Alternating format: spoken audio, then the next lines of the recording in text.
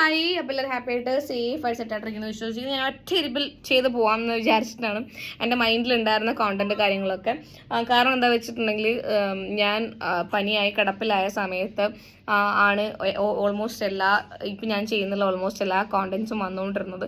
ആ സമയത്ത് എനിക്ക് സൗണ്ട് ഇല്ലായിരുന്നു, എനിക്ക് എണീച്ച് നിൽക്കാൻ പറ്റാത്തൊരവസ്ഥയായിരുന്നു. അതുകൊണ്ടാണ് ഞാൻ ചെയ്യാണ്ടിരുന്നത്.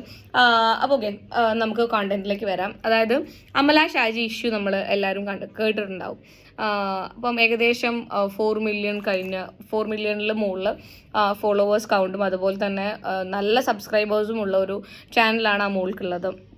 I know her very personally and I love her. അത് വേറെ കാര്യം, ഞാൻ ഏകദേശം എല്ലാ വീഡിയോസിൻ്റെ താഴത്തും നിങ്ങൾ നോക്കിയാൽ കാണാം ഞാൻ കമൻറ്റ്സ് കാര്യങ്ങൾ ഇടാറുണ്ട്. I love Har. അവർ രണ്ടുപേരും എനിക്ക് ഭയങ്കര ഇഷ്ടമാണ്. അമലേനെ ആണെങ്കിലും അമൃതേനെ ആണെങ്കിലും എനിക്ക് ഭയങ്കര ഹാർഡ് വർക്കിംഗ് ആണ് കുട്ടികൾ. ഈ ഒരു കുഞ്ഞ് ഏജിൽ ആ കുട്ടികളുടെ പാരൻസിനെ നോക്കുന്ന കണ്ടു കഴിഞ്ഞാൽ നമുക്ക് അസൂയ തോന്നും സത്യമായിട്ടും. ചെറിയ മക്കളാണത്. അവരുടെ ഫാമിലി, അവരുടെ ഈ ഒരു ഹാർഡ് വർക്ക് വെച്ചിട്ട് അവരുടെ യൂട്യൂബ് ചാനലാവട്ടെ, പിന്നെ ഇൻസ്റ്റാഗ്രാമിൽ വരുന്ന പ്രൊമോഷൻ്റെ പൈസ കൊണ്ടാവട്ടെ, അത് ദൂർത്തടിച്ച് തീർത്തിട്ടൊന്നുമില്ല. ഒരു വീട് വെച്ചു, വണ്ടി വാങ്ങി, അവരുടേതായ കുഞ്ഞു കുഞ്ഞു സന്തോഷങ്ങളും കാര്യങ്ങളായിട്ട് മുന്നോട്ട് പോകുന്നു. ഭയങ്കര അടിപൊളിയാണ്, നല്ല രസമാണ് നമുക്കത് കാണാൻ വേണ്ടിയിട്ട്. അവരുടെ വീഡിയോസ് ആവട്ടെ എല്ലാം. She's a very hard working girl, very hard working കിഡ്സാണ് അവർ രണ്ടുപേരും. അപ്പോൾ റീസെൻ്റ് ആയിട്ട് ഒരു മൂവീൻ്റെ ഒരു ഇഷ്യൂ വന്നു. അതായത് 30 seconds വീഡിയോ ചെയ്യാൻ വേണ്ടിയിട്ട് അമല 2 lakhs rupees ചോദിച്ചു. എന്ത് തെറ്റുള്ളത് ഇതിനകത്ത്? ആ കുട്ടീൻ്റെ ഒരു 30 സെക്കൻഡ് ആ കുട്ടി എടുക്കുന്ന എഫേർട്ടിന് ഉള്ള പ്രൈസാണ് ആ കുട്ടി പറഞ്ഞത് 2 lakhs. കാരണം എന്താണെന്നറിയോ, ആ കുട്ടിക്കറിയാം ആ കുട്ടി ഒരു വീഡിയോ ഇട്ട് കഴിഞ്ഞിട്ടുണ്ടെങ്കിൽ മിനിമം അതൊരു 11-12 മില്യൺ ആൾക്കാർ കാണും. 11-12 മില്യൺ ആൾക്കാർ അത് കാണും. അപ്പം അതിനുള്ള പ്രൈസാണ് ആ കുട്ടി പറഞ്ഞത് 2 lakhs rupees. അതിലൊന്നും നമുക്ക് ഒരു തെറ്റും പറയാനില്ല. ഇപ്പോൾ റീസെൻ്റ് ആയിട്ട് വന്ന ഇൻ്റർവ്യൂവിൽ അവർ പറഞ്ഞതാ വെച്ചിട്ടുണ്ടെങ്കിൽ, മുന്നേ ആണെന്നുണ്ടെങ്കിൽ നമ്മൾ ന്യൂസ് പേപ്പറിൽ കൊടുത്താൽ മതി, TV-യിൽ കൊടുത്താൽ മതി, അല്ലെങ്കിൽ FM-ൽ കൊടുത്താൽ മതി എന്നൊക്കെ ഉള്ളത്. അപ്പം നിങ്ങൾക്ക് അതിൽ നിന്ന് കിട്ടുന്നതിനേക്കാളും എത്രയോ ഇരട്ടിയാണ് വ്യൂവർഷിപ്പാണ് നിങ്ങളെ സോങ്ങിന് ഇപ്പോഴത്തെ ഇൻസ്റ്റാഗ്രാമിലുള്ള ഇൻഫ്ലുവൻസേഴ്സിനും യൂട്യൂബേഴ്സിനൊക്കെ കൊടുത്തു കഴിഞ്ഞാൽ കിട്ടുന്നത് നിങ്ങൾക്കറിയാം. അതുകൊണ്ടാണ് നിങ്ങൾ അപ്രോച്ച് ചെയ്യുന്നത്. അപ്പം നിങ്ങൾക്ക് ആ കുട്ടി പറഞ്ഞ ആ എമൗണ്ട് നിങ്ങളെ കൊണ്ട് അഫോർഡ് ചെയ്യാൻ പറ്റില്ല എന്നാണെന്നുണ്ടെങ്കിൽ മിണ്ടാണ്ടിരിക്കുക. അല്ലാണ്ട് ഇങ്ങനെ ഇൻ്റർവ്യൂസിൽ ആരുടെയും പോയിട്ട് 30 സെക്കൻഡ് 2 ലക്ഷം രൂപയോ? എൻ്റെ പൊന്നു ചങ്ങായി, ആ കുട്ടി ഫെയിം ആയതുകൊണ്ട്, ആ കുട്ടിക്ക് റീച്ച് ഉള്ളത് കൊണ്ടാണ് നിങ്ങൾ ആ കുട്ടിയുടെ അടുത്ത് റീച്ച് ആയത്. അപ്പം ആ മോളുടെ പ്രൈസ് ആ മോള് പറഞ്ഞു, ഒരു തെറ്റുമില്ല അതിൻ്റെ അകത്ത്. കാരണം നിങ്ങൾ പറയുന്ന പോലെ നിങ്ങളുടെ പാട്ടിൻ്റെ അതിലുള്ള സിഗ്നേച്ചർ സ്റ്റെപ്പ് ചെയ്തിട്ടാവട്ടെ, അതിന് നിങ്ങൾ യൂസ് ചെയ്തിട്ടുള്ള അതേ കുട്ടി അധികം ചെയ്യുന്ന റീക്രിയേഷനാണ്. ഏതിൻ്റെ മൂവീസിൻ്റെ ആണോ ചെയ്യുന്നത് അതിൻ്റെ തന്നെ കോസ്റ്റ്യൂം ഇട്ടിട്ട് ഏകദേശം അതുമായിട്ട് ബന്ധമുള്ള ലൊക്കേഷനിലൊക്കെ പോയിട്ടാണ് ആ മോള് വീഡിയോ ചെയ്യുന്നത്.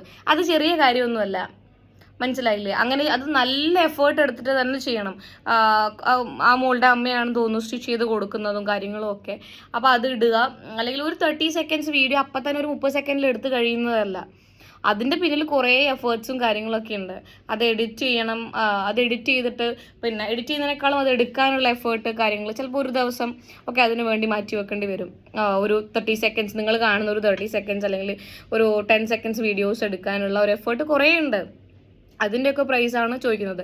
പൊതുവെയുള്ള ആൾക്കാരുടെ ഒരു ഇപ്പം നോർമലി PR വർക്ക് കാര്യങ്ങളൊക്കെ നടക്കുന്നുണ്ട്.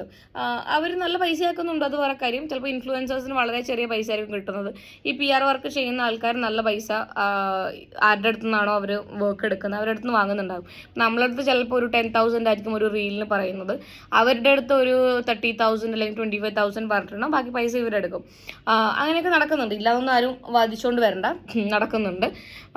ഓക്കെ, അപ്പം ആൾക്കാർക്ക് അറിയാം. ഇപ്പോൾ സിനിമക്കൊക്കെ കുറേ ആൾക്കാർ പ്രൊമോഷൻ കൊടുക്കുന്നുണ്ട് ഇൻഫ്ലുവൻസേഴ്സിന്. ബിക്കോസ് അവർക്ക് അറിയാം മാർക്കറ്റിംഗ് സ്കില്ല്, അവർക്ക് അറിയുന്നതുകൊണ്ടാണ്. ഇപ്പോഴത്തെ മാർക്കറ്റിംഗ് എന്ന് പറഞ്ഞാൽ ഇൻഫ്ലുവൻസേഴ്സാണ്, യൂട്യൂബേഴ്സാണ്. ബിക്കോസ് നമ്മൾ ഏറ്റവും കൂടുതൽ രാത്രി കിടക്കുമ്പോൾ സ്ക്രോൾ ചെയ്യുന്നത് യൂട്യൂബും ഇൻസ്റ്റാഗ്രാമും ആണ്. അപ്പോൾ ചിലപ്പോൾ നമുക്ക് ആ ഒരു പാട്ട് സ്ട്രൈക്ക് ആവും. അപ്പോൾ ഏത് മൂവിയാണെന്ന് കാണാൻ തോന്നും. അങ്ങനെ പോയി കാണുന്ന എത്രയോ ആൾക്കാരുണ്ട്. ഇപ്പോൾ 10 മില്യണൊക്കെ ആൾക്കാർ കാണുന്നതിൽ ഒരു ഒന്നുമില്ലെങ്കിൽ ഒരു 1000 ആൾക്കാരെങ്കിലും സിനിമക്ക് പോയി കാണും.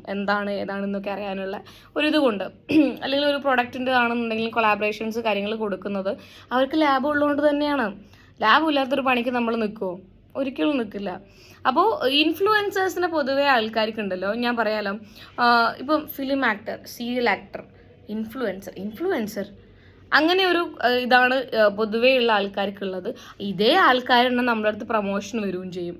ഓക്കെ, നമ്മളെ അടുത്ത് പ്രൊമോഷന് വേണ്ടി കെഞ്ചും ചെയ്യും. എന്നിട്ട് അപ്പുറത്ത് പോയിട്ട് എന്ത് influencers, oh what kind of influence, അങ്ങനെയൊക്കെ ചോദിക്കുന്ന ആൾക്കാരുണ്ട്. Okay, whatever it is. അപ്പോൾ പൊതുവേ ഉള്ള ആൾക്കാരോടാണ് നിങ്ങൾ പ്രൊമോഷൻസോ കൊളാബറേഷൻസോ കാര്യങ്ങളോ കൊടുക്കുന്നുണ്ടെന്നുണ്ടെങ്കിൽ ഒരു പ്രൊഫൈലിന്, അല്ലെങ്കിൽ ഇപ്പോൾ എൻ്റെ ഒരു പ്രൊഫൈലിൽ ഞാൻ ഇടുന്ന ഒരു പ്രൈസ് ഉണ്ട്, അല്ലെങ്കിൽ എൻ്റെ ഒരു വീഡിയോ ഇത്ര ആളിലേക്ക് റീച്ച് ആവും എന്നുള്ള ഒരു ഉറപ്പ് എനിക്കുണ്ടെന്ന് ഞാൻ അതിന് പറയുന്നൊരു പ്രൈസ് ഉണ്ട്. അതുപോലെ തന്നെയാണ് ഏതൊരു ഇൻഫ്ലുവൻസറും അവർ പറയുന്ന പ്രൈസ് നിങ്ങൾക്ക് ഓക്കെ അല്ല എന്നുണ്ടെങ്കിൽ അത് അവിടെ വിടുക. ഓക്കെ, നിങ്ങൾ വേറെ നിങ്ങൾക്ക് അഫോർഡബിൾ ആയിട്ടുള്ള രീതിയിലുള്ള പ്രൊമോഷൻസ് ചെയ്യുക, ന്യൂസ് പേപ്പറാണോ അല്ലെങ്കിൽ എന്താണോ അത് ചെയ്യുക. അല്ലാണ്ട് വന്നിരുന്നിട്ട് നിങ്ങൾ പോയിട്ട് കെഞ്ചിയിട്ട് നിങ്ങളെ പിന്നെ അതിനനുസരിച്ച് നിങ്ങൾക്ക് അത്ര അഫോർഡ് ചെയ്യാൻ പറ്റുന്നില്ല എന്ന് വെച്ചിട്ട് അപ്പുറത്ത് പോയിട്ട് ഇവരെ ഇൻ്റർവ്യൂസിൽ ഇരുന്നിട്ട് ഇൻഫ്ലുവൻസേഴ്സിനെ വളരെ കൊച്ചായി കാണിക്കുന്നതോ അല്ലെങ്കിൽ അവരെ കുറ്റം പറയുന്നതോ വളരെ മോശമാണ്.